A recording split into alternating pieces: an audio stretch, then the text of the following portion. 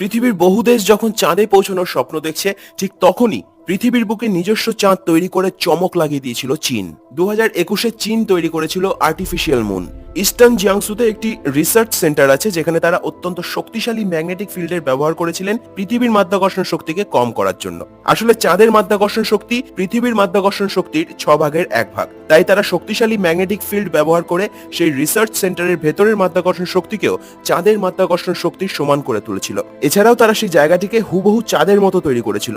চাঁদে যে ধরনের ধুলো পাথর রয়েছে সেই একইভাবে সাজানো হয়েছিল স্থানটিকে, যাতে সেখানকার পরিবেশ সম্পূর্ণ চাঁদের মতোই মনে হয়। এই আর্টিফিশিয়াল মুন তৈরি করার আসল উদ্দেশ্য ছিল সেখানে অ্যাস্ট্রোনটদের ট্রেনিং করানো হবে এবং বিজ্ঞানীরা যে নতুন নতুন রোভার তৈরি করেন সেগুলিকে সেখানে টেস্ট করা যাবে। একজন মানুষ যদি পৃথিবীতে 1 ফুট লাফায়, তাহলে সে চাঁদে কত ফুট লাফাতে পারবে? আপনার উত্তর কমেন্ট করে অবশ্যই জানাবেন এবং ভিডিওটি ভালো লাগলে লাইক, শেয়ার এবং চ্যানেলটিকে অবশ্যই সাবস্ক্রাইব করে রাখবেন।